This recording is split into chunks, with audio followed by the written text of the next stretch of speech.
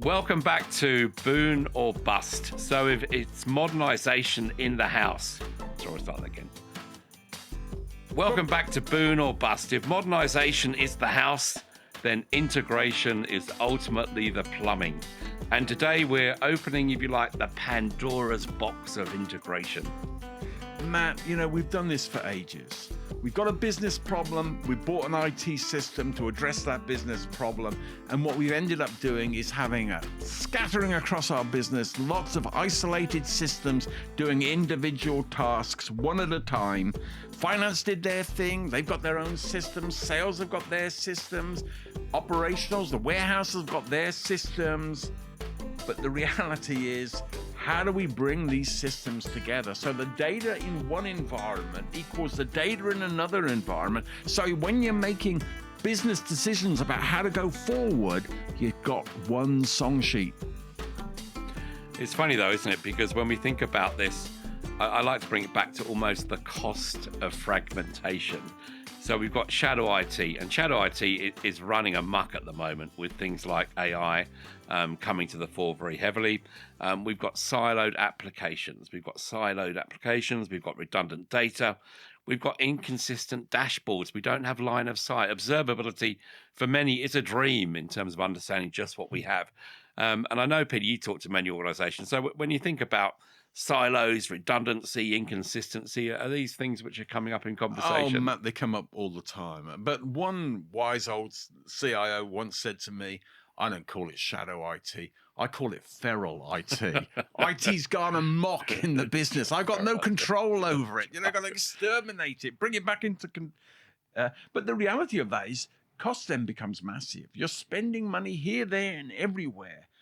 One study I saw said that 25% of the average IT budget just goes to managing integration between all these systems you have. Yeah, but then if you think about the whole focus right now on data in general, like data is talked about as the new gold, or in some situations we've heard it referred to as the potential toxic waste if it's not managed earlier. One of the previous conversations, Peter, you talked about the Qantas breach of 6 million potential records, and we've seen others from Optus, from Latitude, from Medibank, all this kind of thing as well. And that's a great example where potentially data, particularly personal data, can become toxic waste if we're not actually careful. But one of the biggest challenges I think we're finding, and you can see this in many conversations when you talk about integration, is we don't have integrated data. So systems are one thing, technology is one piece, applications are one piece. But if we don't get that kind of line of sight across our data through integrated approaches, we're really going to see feral IT take on a whole new meaning, right? That's right. Yeah. But Matt, we're also in a world now that the CEOs listening in, or other listeners, you're going to be hearing artificial intelligence. It's going to be going ad nauseum. There's going to be some story about artificial intelligence that you're going to be coming across, and you're going to be thinking, how do I utilize it? But unless you've got some quality data that you can harness for that artificial intelligence, you're not going to get there, are you, Matt? Mm-hmm. No, you're absolutely not, Peter, because, at the end of the day, you've got things like enterprise resource planning, right? ERP. We kind of have been trying to see how that could fix so much for us. And we've been talking about that since the 90s. ERP's a funny thing. Again, I'm showing my time in the industry. This was the finance system that was going to be the answer to an organization's prayer. All the data was going to be tied together, and you'd have one consistent piece of information that you can make key decisions on. But the problem they found was by tying things so tightly together, they became rigid. And the world we live in isn't a rigid world. It's a world that is dynamic, it's evolving, it's changing. And your business systems environment has to be able to embrace that change, because really you've got to adapt to the world that's happening to you to make your business continue to be relevant. And also, because of that, because you're trying to sort of shoehorn things onto old systems to address new things, it becomes very expensive to maintain.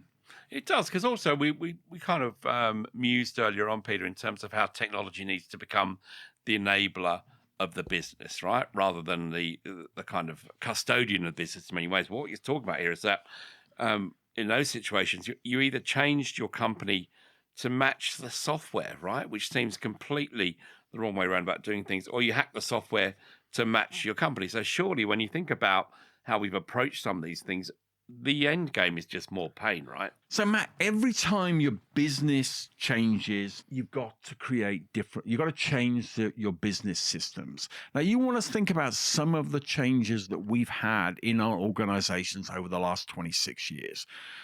We start with 1999, the GSTs introduced a whole new taxation system. Your business systems have got to be able to report and record GST revenues that you're capturing. Then you go on a few years from that, Apple introduced the iPhone. Suddenly, we've got a whole new series of business systems, which are small screen devices, but it also means that people can access systems anywhere, anytime. So you've got to have that versatility in your business systems to be able to address that way of working. And then you go on to the modern times. We're talking about AI. You've got to have your systems, and we've spoken before, your data's got to be ready for it. So you've got to actually think about changes as always impacting your technology landscape. How do you have the flexibility and agility to embrace those changes? But it's interesting, isn't it? Because integration isn't just an IT task anymore, Peter. I mean, you talked about some of the massive changes we've seen through the decades in general from a process and indeed financial point of view. Ultimately, it has to be seen as business strategic, if you like. If your systems don't talk, your teams can't collaborate, your data won't flow, and ultimately, the decisions you're making to not just run the business, but as we talked about, deliver that value back to the business are being done half blind at the end of the day. Well, Matt, it's a collective responsibility, what you're saying there. We've all got to realize we can't work as an island in an organization. We integrate with people around us. Our business systems have to be connected. That connectedness, though, means that people are working together. They're collaborating because they're working with the same information. Integration drives efficiency. So people are actually working together, not against each other. And it empowers real-time decisions because you can be confident of the data in your systems to make a decision quickly. Yeah, and bringing it back to the massive focus we see on artificial intelligence right now, it's not seen as a nice to have. For many, it is seen as mission critical. There's that classic saying, right? It's not necessarily that it's going to make this massive transformation for us as a company, but if we don't make the changes, if we don't make the investments, we're going to get left behind, and our competitors will outstrip us. So, when we think about that, and we think about the mission criticality of technologies such as AI, we need unified data pipelines, we need clean inputs, we need traceable outputs. So basically, we need integration on another scale here, Peter. Well, Matt, I think I've known you since Adam was a boy, and you've always had a very regular statement that you use to me, and you say, are we spending money on technology to run the business or to transform it? If we look at where we've spent money over the last year, 2 years, 5 years with technology, has it actually changed the business or has it just reinforced the way it works? Well, Peter, I'm a very disappointed tech analyst at the end of the day because, yes, we've been talking about this for a long time. And, I can cast my mind back 15, 20 years, whatever, and we talked about that run versus transform. And typically, you see about 70% of IT budgets going on the run piece, perhaps 30% on transform. And we've been saying for so many years, we need to shift the dial. We need to change that mix. It's not changing, right? We still see it. It's a classic 70-30 run versus transform. And what that's then leading to is that we've actually got less money than we need to invest towards innovation. So we're still spending so much money on running the business.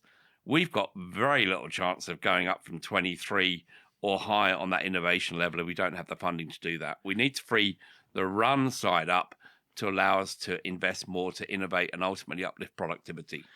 Matt, it's interesting because when systems are connected, new possibilities arise. Because you start to think, as we said before, no one works on an island in an organization. They work together with their co-workers, usually in some form of process. If we can automate the workflow across that process, we can be much faster and quicker in achieving the outcomes from that process. And we do that through integration. The information flows from one to the other. We can see ways that we can actually use automation to make that process faster. You can also scale, because suddenly, if you're an island of technology, how you grow is you've got to buy a new piece of technology to go with it, to grow it. But if you've got something like a cloud environment, scaling becomes much easier. And I always like to think about what a technology officer once said to me, who worked at Tabcorp. And this was the days before cloud computing. He said, Peter, you would not imagine the difference in our workload when the Melbourne Cup is going on. This is the big horse race in Australia every year. It shuts the nation down. He said, our workloads go up off the scale, 10, 20, 30, 50, 100 times more transactions we're processing. And we have to build our business systems for that possibility. But in this world of today, you've got to actually, and that meant for the people at Tabcorp, they had to think critically, how much technology processing power do we need to have?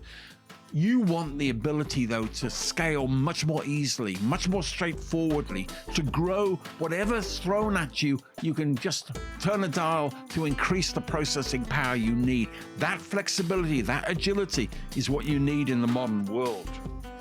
Because without the integration around that, Peter, that is impossible, right? And at the end of the day, bring it right back to that point you made there, is that this is ultimately what will separate not just leaders, but leading organizations from lagging organizations in this AI age we find ourselves in.